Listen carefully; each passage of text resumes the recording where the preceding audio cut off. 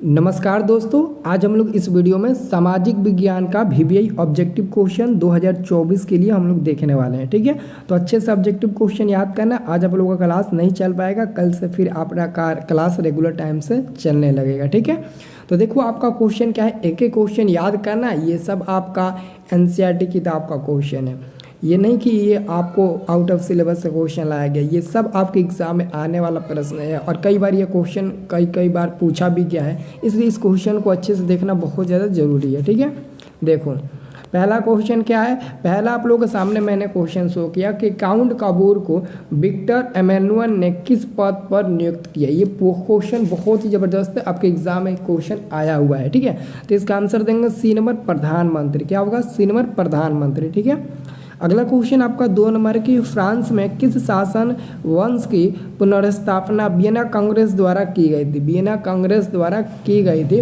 तो दूसरा का सही उत्तर होगा बुर्बो वंश। क्या होगा? बुर्बो वंश। दूसरा का भी आंसर सी होगा और पहला का भी आंसर क्या होगा? सी ही होगा। ठीक है, चलो अगला क्वेश्चन आप लोगों का है 3 नंबर क्वेश्चन है कि यूरोपवासियों के लिए किस देश का साहित्य एवं ज्ञान विज्ञान प्रेरणा स्रोत रहा? तो हम लोग उस देश का नाम रखेंगे यूनान। कौन सा देश? तो यूनान देश। ऑप्शन नंबर देखो बी नंबर में दिया यूनान देश। ठीक है, क्या होगा? यूनान देश होगा। अगला प्रश्न क्या है कि लाल सेना का गठन किसने किया था? देखो जी, लाल सेना का गठन किसने किया था? 4 नंबर में पूछा है। तो लाल सेना का गठन किसने किया था? ट्रांस्की ने किया था। किसने किया था? ट्रांस्की ने। आंसर क्या होगा? 4 का होगा सी नंबर वाला। ठीक है, अच्छे से याद रखना और बहुत लोगों को तो याद भी होगा। ठीक है, अच्छी बात है, गुड, वेरी गुड। और कोशिश करना कि जिन लोगों को मतलब कि अच्छे से बहुत सारे क्वेश्चन याद है और अच्छे से पढ़ रहे हैं, वो कोशिश करना कि एग्ज़ाम में हमारा 450 नंबर लाए। अगर इतना टारगेट रखोगे ना तो 400 किसी का बाप नहीं रुकेगा आपको लाने के लिए। हर हालत में आपका 430 420 नंबर पक्का आ जाएगा। तो इसलिए आपका टारगेट रहना चाहिए 450 प्लस का। देखो 450 प्लस नंबर लाना कोई भारी चीज़ थोड़ी ना है जी। बस अच्छे से थोड़ा मन लगा कर पढ़ो, रेगुलर पढ़ाई करो, कुछ दिक्कत नहीं होगा, सब कुछ ठीक हो जाएगा। ठीक है, अब ये मत सोचना कि सर हम पढ़ने में कमजोर है। देखो पढ़ने में कमजोर है या फिर मैथ नहीं समझ में आ रहा है, उसके लिए मैं हूँ ना ऑलरेडी। कल से देखो, कल आपका मैथ का ही क्लास चलेगा, आना सब लोग क्लास करना। ठीक है, शाम को 7 बजे। अगला क्वेश्चन आपका है 5 नंबर कि रूस में कृषक दास प्रथा का अंत कब हुआ? रूस में कृषक दास प्रथा का अंत कब हुआ? तो 1861 यानी कि 1861 ईस्वी में। कब? तो 1861 ईस्वी में। आप लोग याद रखना। ठीक है, चलो अगला प्रश्न देखा जाए ना। अगला प्रश्न क्या है? अगला प्रश्न आपका है 6 नंबर आपका प्रश्न है कि हो ची मिन्ह का शाब्दिक अर्थ है। हो ची मिन्ह का शाब्दिक अर्थ क्या होता है? ये क्वेश्चन आपसे पूछा गया है कि हो ची मिन्ह का शाब्दिक अर्थ क्या है? क्या पथ प्रदर्शक, मसीहा या फिर क्रांतिकारी?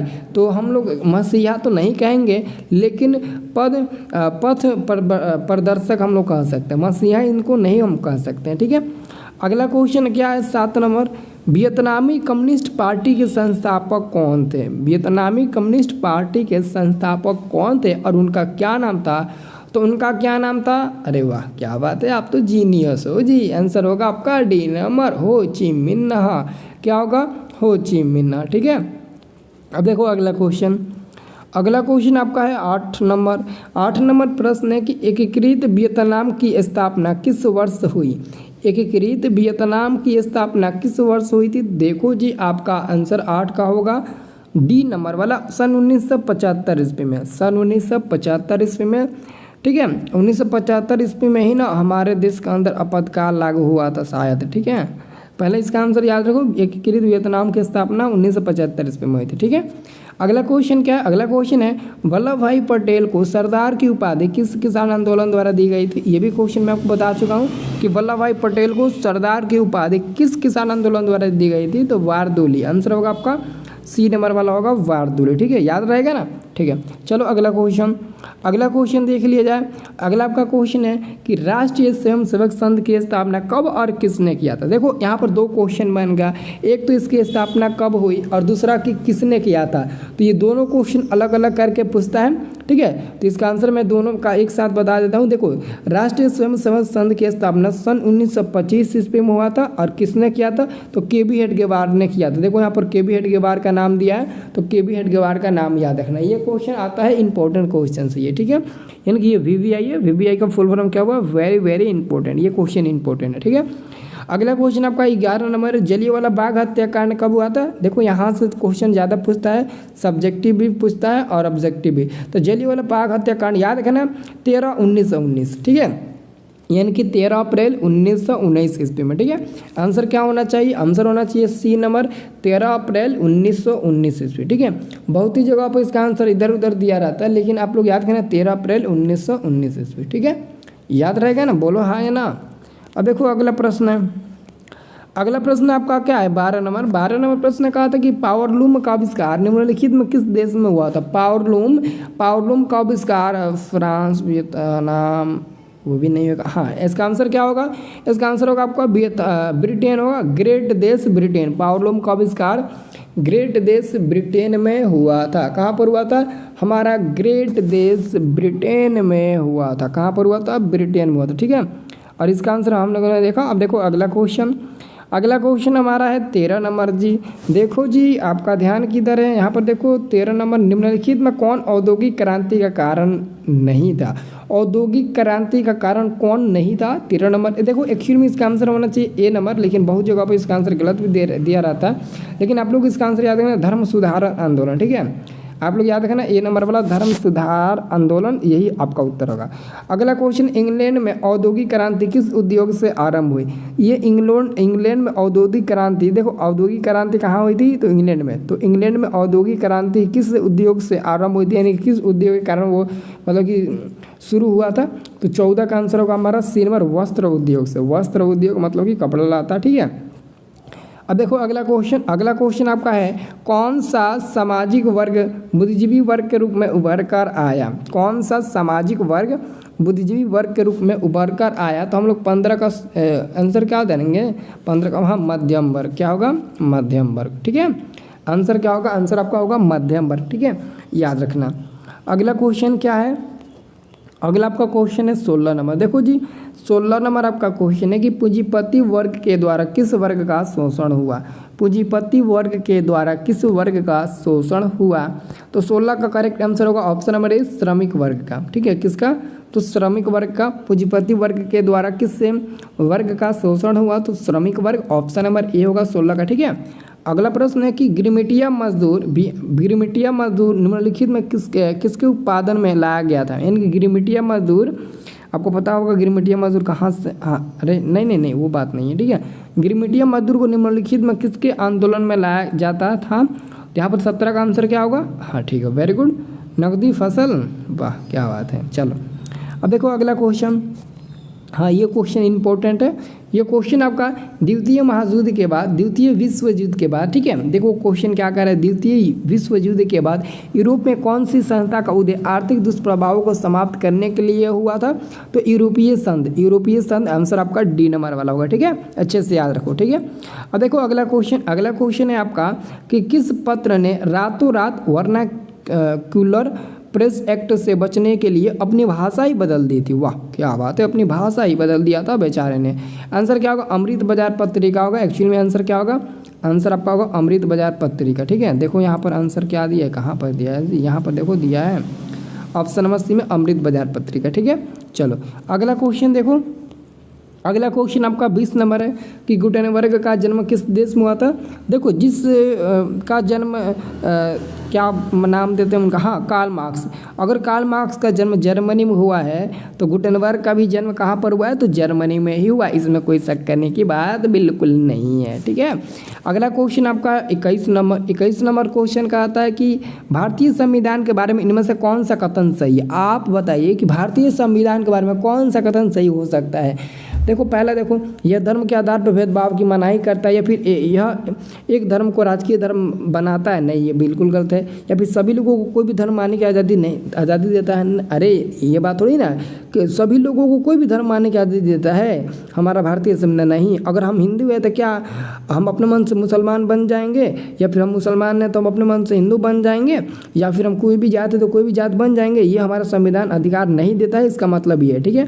और डी नंबर में दिया किसी समुदाय में सभी नागरिकों को बराबरी देता है, किसी धार्मिक समुदाय में, नहीं ये गलत है। तो बी नंबर भी गलत, ए नंबर आपका आंसर हो जाएगा। ये धर्म के आधार पर भेदभाव की मनाही करता है। ये का मतलब कि ना कोई भी मतलब कि धर्म हो, आप अपने धर्म को अच्छे से मानिए, किसी भी धर्म को भेदभाव मतलब नहीं होता है कि वो इस धर्म का भेदभाव करता है, इसके बारे में वो विरोध करता है, ठीक है, यानी कि मनाही करता है। तो ये आपका लिए बिल्कुल सही है, ठीक है। अब देखा जाए अगला क्वेश्चन आपका क्या है 22 नंबर। 22 नंबर आपका क्वेश्चन है कि भारत में सर्वोच्च न्यायालय के मुख्य न्यायाधीश की नियुक्ति कौन करता है। तो कौन करता है जी, अरे वाह क्या बात है, आंसर क्या होना चाहिए, बी नंबर राष्ट्रपति। चलो एक बात मैं आपसे पूछना चाहता हूँ कि भारत के प्रथम राष्ट्रपति कौन थे और उनका जन्म कब और कहाँ पर हुआ था, उनके गांव का नाम, स्टेट का नाम, जिला का नाम, जो लड़का बताएगा उसके लिए मैं कुछ तैयार रखा हूँ गिफ्ट देने के लिए। तो आप लोग ईमानदारी से बताना, देखो ऐसे में बता दोगे ठीक है, इनाम नहीं दूंगा, आप लोग क्या करोगे, नेट पर लगोगे, सर्च मारे और वहाँ से दोगे। जो बच्चे को याद है पूरा कि भारत के प्रथम राष्ट्रपति कौन है और उनका जन्म किस राज्य में, किस जिले में, किस गाँव में हुआ है, आप लोग बताना, ठीक है। एक्चुअली मैं भी उसी गाँव से बिलोंग करता हूँ जिस गाँव से हमारे भारत के प्रथम राष्ट्रपति डॉक्टर राजेंद्र प्रसाद जी हैं, ठीक है। अब पता कर लो, ठीक है। अब देखो अगला क्वेश्चन है, वित्तीय राजधानी के रूप में जानी जाती है, यानी कि भारत की जो वित्तीय राजधानी थी वो आपका मुंबई थी। इसी को हम लोग जानते हैं, मुंबई को जानते हैं। किसको जानते हैं, तो मुंबई को जानते हैं, ठीक है। अगला क्वेश्चन देख लिया जाए। अगला आपका क्वेश्चन है 24 नंबर की ग्राम पंचायत की व्यवस्थापिका सभा है। ग्राम पंचायत की व्यवस्थापिका सभा क्या है, तो मेरे लाडले आंसर होगा आपका 24 का ग्राम सभा, ग्राम पंचायत यानी कि ग्राम सभा, ठीक है। आंसर क्या होगा, आंसर 24 का ए नंबर। अगला क्वेश्चन देख लो 25 नंबर की भारत में पंचायती राज प्रणाली निम्नलिखित में सर्वप्रथम कहाँ लागू हुई थी, नगौर का नाम कोई सुना है, आप लोग नहीं सुने हो, ऐसा हो ही नहीं सकता है, नगौर आंसर होगा ए नंबर वाला, ठीक है। अब देखो अगला प्रश्न है कि बलवंत राय मेहता, क्या क्वेश्चन कह रहा है कि बलवंत राय मेहता समिति पंचायती राज व्यवस्था के लिए ढांचागत सुझाव दिया था, द्विस्तरीय, एक स्तरीय, फिर त्रिस्तरीय पर। तो किस पर दिया था, तो हम लोग कहेंगे उन्होंने दिया था त्रिस्तरीय, यानी कि 3 स्तरीय, त्रिस्तरीय, ठीक है। अगला क्वेश्चन 27 नंबर, ये क्वेश्चन कह रहा है कि भारतीय लोकतंत्र में सत्ता का विरोध जन आक्रोश किस दशक से आरंभ हुआ था। देखो इसका आंसर होगा 1970 के दशक से, लेकिन बहुत लोग कहेंगे सर जी 1990 को होगा। तो 1990 कब होगा, जब कहेगा भूमंडलीकरण की शुरुआत कब हुई थी, तब आप लोग बताना 1990 के दशक, लेकिन यहाँ पर क्वेश्चन अलग ही कह रहा है, तो उसके लिए 1970 के दशक से होगा, ठीक है।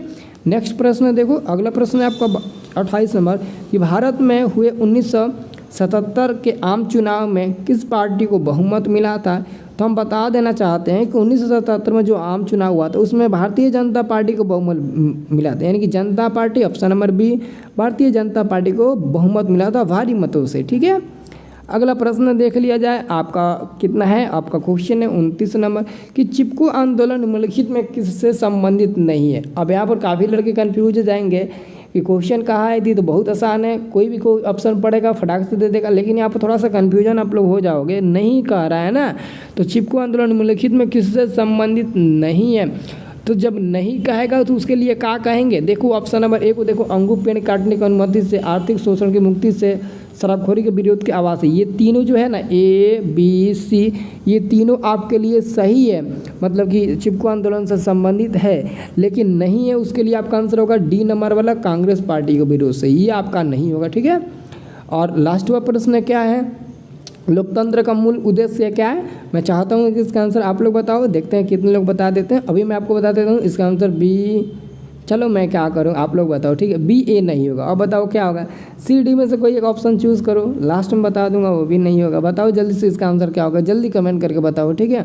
और सब लोग जाओ टेलीग्राम ज्वाइन करो, लिंक डिस्क्रिप्शन में दे देते हैं टेलीग्राम पर, ताकि आप लोग टेस्ट वगैरह दे सकते हो, ठीक है। सब लोग टेलीग्राम ज्वाइन करो, नीचे डिस्क्रिप्शन में आपको लिंक दिया गया। अगर आपको लिंक मतलब नहीं समझ में आएगा कहाँ पर दिया रहता है, तो टेलीग्राम में जाना और हमारे चैनल का नाम सर्च करना स्टडी प्लस, STUDYPLUS, यही सर्च करना टेलीग्राम में जाकर हमारा चैनल आ जाएगा, आप लोग उसको ज्वाइन कर लेना। वहाँ पर 10,000 लड़के ज्वाइन किए हैं ग्रुप में, सारे टेस्ट देते हैं, आप लोग भी टेस्ट देना, ठीक है।